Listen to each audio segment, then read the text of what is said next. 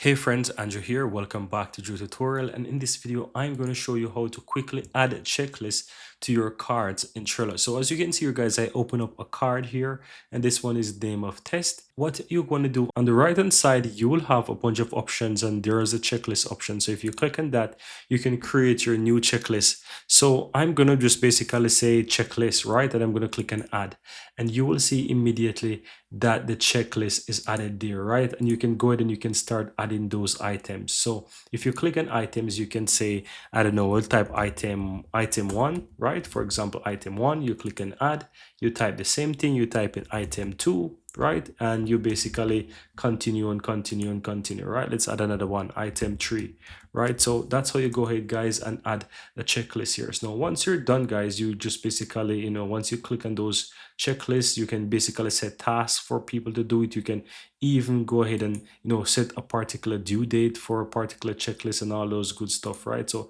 it's very important. You can even assign a particular person to a checklist if you so desire. So that's it. So once you create those checklists, once these are done, you can see that the percentage kind of start to go up.